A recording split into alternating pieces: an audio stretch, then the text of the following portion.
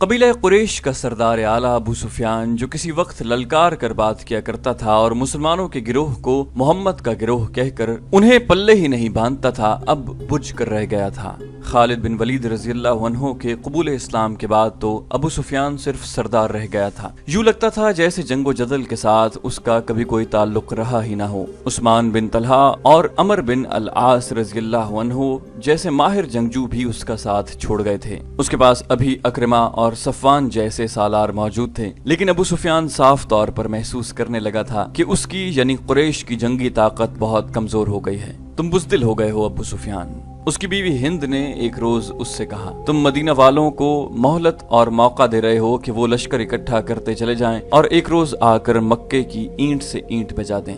ابو سفیان نے مایوسی کے عالم میں کہا، میرے ساتھ رہ ہی کون گیا ہے؟ مجھے اس شخص کی بیوی کہلاتے شرم آتی ہے جو اپنے خاندان اور اپنے قبیلے کے مقتولین کے خون کا انتقام لینے سے ڈرتا ہے۔ ہند نے کہا۔ ابو سفیان نے جواب دیا، میں قتل ہو سکتا ہوں، میں بزدل نہیں، ڈرپوک بھی نہیں، لیکن میں اپنے وعدے سے نہیں پھر سکتا۔ کیا تم بھول گئی ہو کہ حدیبیہ میں محمد صلی اللہ علیہ وآلہ وسلم کے ساتھ میرا کیا معاہدہ ہوا تھا؟ اہل قریش اور مسلمان 10 سال تک آپس میں نہیں لڑیں گے۔ اگر میں معاہدہ توڑ دوں اور میدان جنگ میں مسلمان ہم پر غالب آ جائیں، تم مت لڑو۔ ہند نے کہا، قریش نہیں لڑیں گے، ہم کسی اور قبیلے کو مسلمانوں کے خلاف لڑا سکتے ہیں۔ ہمارا مقصد مسلمانوں کی تباہی ہے، ہم مسلمانوں کے خلاف لڑنے والوں کو درپردہ مدد دے سکتے ہیں۔ قریش کے سوا کون ہے جو مسلمانوں کے خلاف لڑنے کی جرت کرے گا؟ ابو سفیان نے کہا، موتا میں ہرقل اور غسان کے 1 لاکھ کے لشکر نے مسلمانوں کا کیا بگاڑ لیا تھا؟ کیا تم نے سنا نہیں تھا کہ 1 لاکھ کے مقابلے میں مسلمانوں کی تعداد صرف 3000 تھی؟ میں اپنے قبیلے کے کسی آدمی کو مسلمانوں کے خلاف لڑنے والے کسی قبیلے کی مدد کے لیے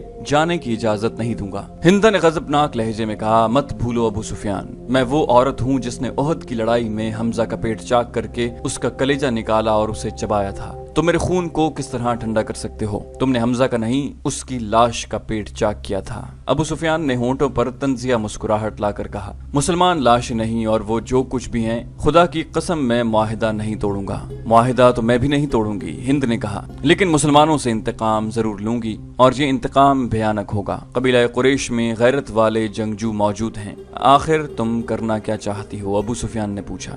تمہیں جلدی پتہ چل جائے گا، ہند نے جواب دیا۔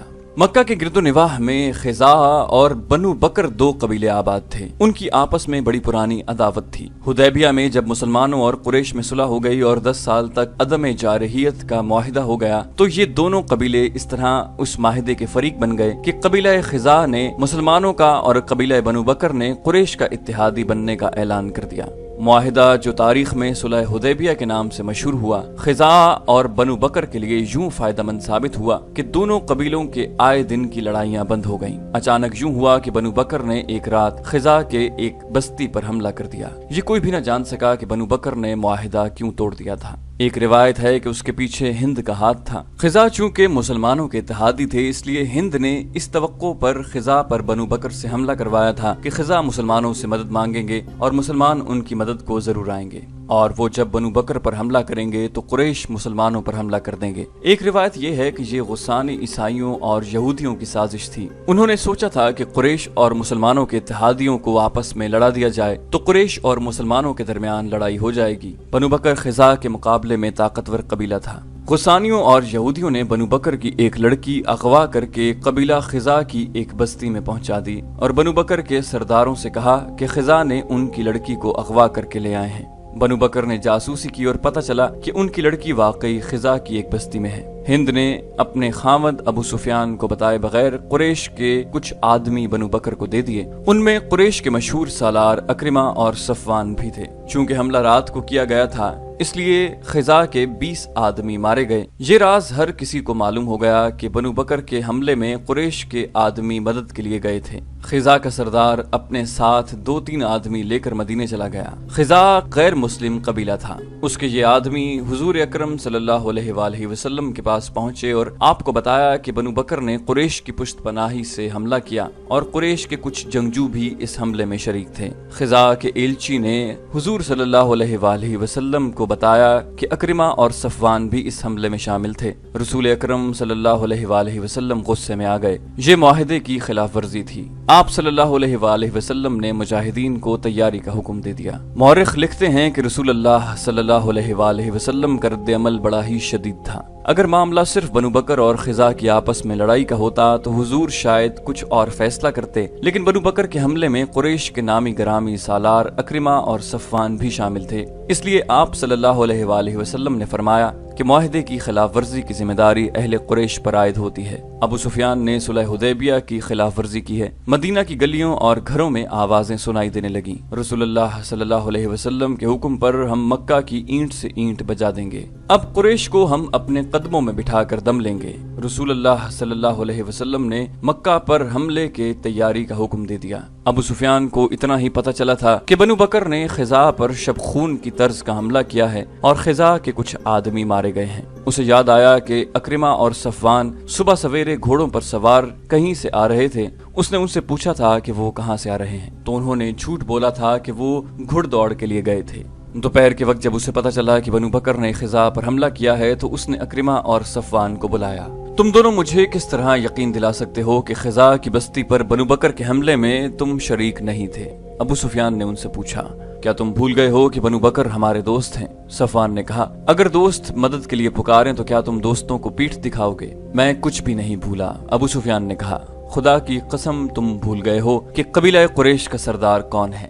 میں ہوں تمہارا سردار، میری اجازت کے بغیر تم کسی اور کا ساتھ نہیں دے سکتے۔ ابو سفیان، اکرمہ نے کہا، میں تمہیں اپنے قبیلے کا سردار مانتا ہوں، تمہاری کمان میں لڑائیاں لڑی ہیں، تمہارا ہر حکم مانا ہے، لیکن ہم دیکھ رہے ہیں کہ تم قبیلے کے وقار کو مجروح کرتے چلے جا رہے ہو۔ تم نے اپنے دل پر مدینہ والوں کا خوف طاری کر لیا ہے۔ اگر میں قبیلے کا سردار ہوں تو میں کسی کو ایسا جرم بخشوں گا نہیں جو تم نے کیا ہے، ابو سفیان نے کہا۔ ابو سفیان، اکرمہ نے کہا، وہ وقت تمہیں یاد ہوگا جب خالد مدینہ کو رخصت ہوا تھا، تم نے اسے بھی دھمکی دی تھی اور میں نے تمہیں کہا تھا کہ ہر کسی کو حق حاصل ہے کہ وہ اس عقیدے کا پیروکار ہو جائے جسے وہ اچھا سمجھتا ہے، اور میں نے تمہیں یہ بھی کہا تھا کہ تم نے اپنا رویہ نہ بدلا تو میں بھی تمہارا ساتھ چھوڑنے اور محمد صلی اللہ علیہ وآلہ وسلم کی اطاعت قبول کرنے پر مجبور ہو جاؤں گا۔ کیا تم نہیں سمجھتے کہ باوقار لوگ اپنے عہد کی خلاف ورزی نہیں کیا کرتے؟ ابو سفیان نے کہا، تم نے بنو بکر کا ساتھ دے کر اور مسلمانوں کے اتحادی قبیلے پر حملہ کر کے اپنے قبیلے کا وقار تباہ کر دیا ہے۔ اگر تم یہ سوچ رہے ہو کہ محمد صلی اللہ علیہ وآلہ وسلم نے مکہ پر حملہ کر دیا تو تم حملہ پسپا کر دو گے تو تم خوش فہمی میں مبتلا ہو۔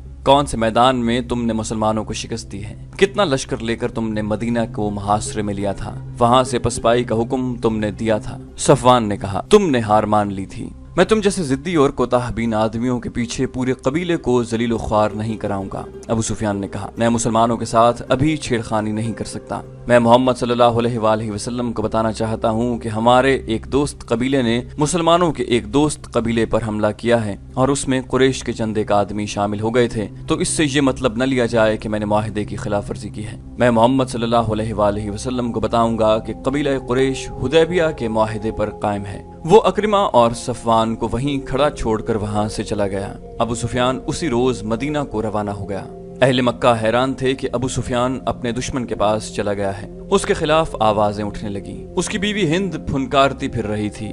مدینہ پہنچ کر ابو سفیان نے جس دروازے پر دستک دی وہ اس کی اپنی بیٹی ام حبیبہ رضی اللہ عنہا کا گھر تھا۔ دروازہ کھلا، بیٹی نے اپنے باپ کو دیکھا تو بیٹی کے چہرے پر مسرت کی بجائے بے رخی کا تاثر تھا۔ بیٹی اسلام قبول کر چکی تھی اور باپ اسلام کا دشمن تھا۔ کیا باپ اپنی بیٹی کے گھر داخل نہیں ہو سکتا؟ ابو سفیان نے ام حبیبہ رضی اللہ عنہ سے پوچھا، اگر باپ وہ سچا مذہب قبول کر لے جو اس کی بیٹی نے قبول کیا ہے تو بیٹی باپ کی راہ میں آنکھیں بچھائے گی۔ ام حبیبہ رضی اللہ عنہا نے کہا، بیٹی ابو سفیان نے کہا، میں پریشانی کے عالم میں آیا ہوں، میں دوستی کا پیغام لے کر آیا ہوں۔ ام حبیبہ رضی اللہ عنہا نے کہا، بیٹی کیا کر سکتی ہے؟ آپ رسول خدا صلی اللہ علیہ وآلہ وسلم کے پاس جائیں۔ بیٹی کی اس بے رخی پر ابو سفیان سٹپٹا اٹھا۔ وہ رسول کریم صلی اللہ علیہ وآلہ وسلم کے گھر کی طرف چل پڑا۔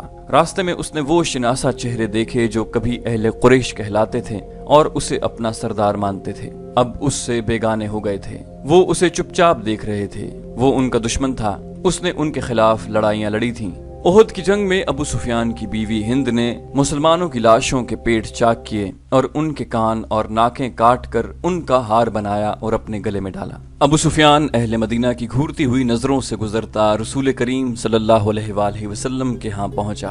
اس نے ہاتھ بڑھایا، رسول کریم صلی اللہ علیہ وآلہ وسلم نے مصافحہ کیا، لیکن آپ کی بے رخی نمایاں تھی۔ رسول کریم صلی اللہ علیہ وآلہ وسلم کو اطلاع مل چکی تھی کہ بنو بکر نے اہل قریش کی مدد سے خزاع پر حملہ کیا ہے۔ آپ صلی اللہ علیہ وآلہ وسلم اہل قریش کو فریب کار سمجھ رہے تھے۔ ایسے دشمن کا آپ صلی اللہ علیہ وآلہ وسلم کے پاس ایک ہی علاج تھا کہ فوج کشی کرو تاکہ وہ یہ نہ سمجھے کہ ہم کمزور ہیں۔ ابو سفیان نے کہا، اے محمد صلی اللہ علیہ وآلہ وسلم، میں یہ غلط فہمی رفع کرنے آیا ہوں کہ میں نے حدیبیہ کے صلح نامے کی خلاف ورزی کی ہے۔ اگر بنو بکر کی مدد کو قبیلہ قریش کے چند آدمی میری اجازت کے بغیر چلے گئے تھے تو یہ میرا قصور نہیں، میں نے معاہدہ نہیں توڑا۔ اگر تم چاہتے ہو تو میں معاہدے کی تجدید کے لیے تیار ہوں۔ مورخین ابن حشام اور مغازی کی تحریروں سے پتہ ملتا ہے کہ رسول اکرم صلی اللہ علیہ وسلم نے نہ اس کی طرف دیکھا نہ اس سے کوئی بات کی۔ رسول کریم صلی اللہ علیہ وآلہ وسلم کی خاموشی نے ابو سفیان پر خوف طاری کر دیا۔ وہ وہاں سے اٹھا اور ابو بکر رضی اللہ عنہ سے جا ملا۔ ابو سفیان نے ابو بکر رضی اللہ عنہ سے کہا کہ محمد صلی اللہ علیہ وآلہ وسلم میری بات سننے کو تیار نہیں۔ تم ہم میں سے ہو ابو بکر، خدا کی قسم ہم گھر آئے مہمان کے ساتھ ایسا سلوک نہیں کیا کرتے کہ اس کی بات بھی نہ سنیں۔ میں دوستی کا پیغام لے کر آیا ہوں۔ اگر محمد صلی اللہ علیہ وآلہ وسلم نے جو اللہ کے رسول ہیں تمہاری بات نہیں سنی تو ہم تمہاری کسی بات کا جواب نہیں دے سکتے۔ ابو بکر رضی اللہ عنہ نے کہا، ہم اس مہمان کی بات سنا کرتے ہیں جو ہماری بات سنتا ہے۔ ابو سفیان، کیا تم نے محمد صلی اللہ علیہ وآلہ وسلم کی بات سنی ہے کہ وہ اللہ کا بھیجا ہوا رسول صلی اللہ علیہ وآلہ وسلم ہے؟ کیا تم نے اللہ کے رسول کی یہ بات نہیں سنی تھی کہ اللہ ایک ہے اور اس کے سوا کوئی معبود نہیں؟ سنی تھی تو تم رسول اللہ صلی اللہ علیہ وآلہ وسلم کے دشمن کیوں ہو گئے؟ کیا تم میری کوئی مدد نہیں کرو گے ابو بکر؟ ابو سفیان نے التجا کی۔ ابو بکر رضی اللہ عنہ نے کہا، نہیں، ہم اپنے رسول کے حکم کے پابند ہیں۔ ابو سفیان مایوسی کے عالم میں سر جھکائے ہوئے چلا گیا اور کسی سے حضرت عمر رضی اللہ عنہ کا گھر پوچھ کر ان کے سامنے جا بیٹھا۔ اسلام کے سب سے بڑے دشمن کو مدینہ میں دیکھ کر مجھے حیرت ہوئی ہے۔ حضرت عمر رضی اللہ عنہ نے کہا، خدا کی قسم تم اسلام قبول کرنے والوں میں سے نہیں۔ ابو سفیان نے عمر رضی اللہ عنہ کو مدینہ میں آنے کا مقصد بتایا اور یہ بھی کہ رسول کریم صلی اللہ علیہ وآلہ وسلم نے اس کے ساتھ بات تک نہیں کی اور ابو بکر نے بھی اس کی مدد نہیں کی۔ میرے پاس اگر چونٹیوں جیسی کمزور فوج بھی ہو تو بھی تمہارے خلاف لڑوں گا۔ حضرت عمر رضی اللہ عنہ نے کہا، تم میرے نہیں، میرے رسول صلی اللہ علیہ وآلہ وسلم اور میرے مذہب کے دشمن ہو۔ میرا رویہ وہی ہوگا جو اللہ کے رسول صلی اللہ علیہ وآلہ وسلم کا ہے۔ ابو سفیان فاطمہ رضی اللہ عنہا سے ملا، حضرت علی رضی اللہ عنہ سے ملا، لیکن کسی نے بھی اس کی بات نہ سنی۔ وہ مایوس اور نامراد مدینہ سے نکلا۔ اس کے گھوڑے کی چال اب وہ نہ تھی جو مدینہ کی طرف آتے وقت تھی۔ گھوڑے کا بھی جیسے سر جھکا ہوا تھا، وہ مکہ کو جا رہا تھا۔ رسول خدا صلی اللہ علیہ وآلہ وسلم نے اس کے جانے کے بعد ان الفاظ میں حکم دیا کہ مکہ پر حملے کے لیے زیادہ سے زیادہ تعداد میں فوج تیار کی جائے۔ آپ صلی اللہ علیہ وآلہ وسلم کے حکم میں خاص طور پر شامل تھا کہ جنگی تیاری اتنی بڑے پیمانے پر ہو کہ مکہ والوں کو فیصلہ کن شکست دے کر قریش کو ہمیشہ کے لیے تہ و تیغ کر لیا جائے۔ اس کے علاوہ حضور صلی اللہ علیہ وآلہ وسلم نے فرمایا کہ کوچ بہت تیز ہوگا اور اسے ایسا خفیہ رکھا جائے گا کہ مکہ والوں کو بے خبری میں دبوچ لیا جائے یا مکہ کے قریب اتنی تیزی سے پہنچا جائے کہ قریش کو مہلت نہ مل سکی کہ وہ اپنے اتحادی قبائل کو مدد کے لیے بلا سکیں۔ مدینہ میں مسلمانوں نے راتوں کو بھی سونا چھوڑ دیا۔ جدھر دیکھو تیر تیار ہو رہے تھے، تیروں سے بھری ہوئی ترکشوں کے انبار لگتے جا رہے تھے، برچھیاں بن رہی تھیں، گھوڑے اور اونٹ تیار ہو رہے تھے، تلواریں تیز ہو رہی تھیں، عورتیں اور بچے بھی جنگی تیاریوں میں مصروف تھے۔ رسول اکرم صلی اللہ علیہ وآلہ وسلم اور صحابہ کرام رضی اللہ عنہ بھاگتے دوڑتے نظر آ رہے تھے۔ مدینہ میں ایک گھر تھا جس کے اندر کوئی اور ہی سرگرمی تھی۔ وہ غیر مسلم گھرانہ تھا۔ وہاں ایک اجنبی آیا بیٹھا تھا۔ گھر میں ایک بوڑھا تھا، ایک ادھیڑ عمر آدمی، ایک جوان لڑکی، ایک ادھیڑ عمر عورت اور 2-3 بچے تھے۔ میں مسلمانوں کے ارادے دیکھ آیا ہوں۔ اجنبی نے کہا، ان کا ارادہ ہے کہ مکہ والوں کو بے خبری میں جالیں۔ بلا شک و شبہ محمد صلی اللہ علیہ وآلہ وسلم جنگی چالوں کے ماہر ہیں۔ انہوں نے جو کہا ہے وہ کر کے دکھا دیں گے۔ ہم کیا کر سکتے ہیں؟ بوڑھے نے کہا۔ ہم کیا کر سکتے ہیں؟ بوڑھے نے پوچھا۔ मेरे बुजुर्ग अजनबी ने कहा, हम और कुछ नहीं कर सकते, लेकिन हम मक्का वालों को खबरदार कर सकते हैं कि तैयार रहो और इधर उधर के कबीलों को अपने साथ मिला लो और मक्का के रास्ते में कहीं घात लगाकर मुसलमानों पर टूट पड़ो। मक्का पहुंचने तक उन पर शब खून मारते रहो। मुसलमान जब मक्का पहुंचेंगे तो उनका दम खम टूट चुका होगा। कसम उसकी जिसे मैं पूजता हूँ। बूढ़े ने जोशीली आवाज में कहा, तुम अक्ल वाले हो, तुम खुदाई यहूदा के सच्चे पुजारी हो।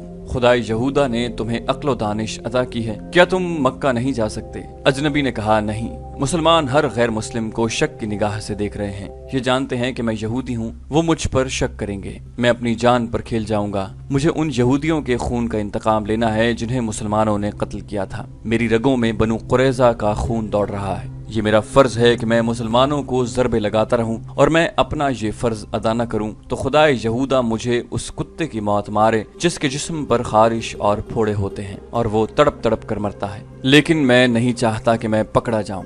मैं मुसलमानों को डंक मारने के लिए जिंदा रहना चाहता हूँ। मैं बूढ़ा हूँ। बूढ़े ने कहा, मक्का दूर है, घोड़े या ऊंट पर इतना तेज सफर नहीं कर सकूंगा कि मुसलमानों से पहले मक्का पहुंच जाऊं। ये काम बच्चों और औरतों का भी नहीं। मेरा बेटा है मगर बीमार है। इस इनाम को देखो जो हम तुम्हें दे रहे हैं। अजनबी यहूदी ने कहा, ये काम कर दो। इनाम के अलावा हम तुम्हें अपने मजहब में शामिल करके अपनी हिफाजत में ले लेंगे। क्या ये काम मैं कर सकती हूँ? उधेड़ उम्र औरत ने कहा, तुमने मेरी ऊंटनी नहीं देखी, तुमने मुझे ऊंटनी की पीठ पर कभी नहीं देखा। इतनी तेज ऊंटनी मदीना में किसी के पास नहीं है। हाँ, यहूदी ने कहा, तुम ये काम कर सकती हो। ऊंटों और बकरियों को बाहर ले जाओ, तुम्हारी तरफ कोई ध्यान नहीं देगा। तुम उन्हें चराने के लिए हर रोज ले जाती हो, आज भी ले जाओ और मदीना से कुछ दूर जाकर अपनी ऊंटनी पर सवार हो जाओ। उसने एक कागज एक औरत को देते हुए कहा, इसे अपने सर के बालों में छुपा लो। ऊंटनी को दौड़ाती ले जाओ और मक्का में अबू सुफियान के घर जाओ और बालों में से ये कागज निकाल कर उसे दो। औरत ने कागज लेते हुए कहा, मेरा इनाम मेरे दूसरे हाथ पर रख दो और इस यकीन के साथ मेरे घर से जाओ कि मुसलमान मक्का से वापस आएंगे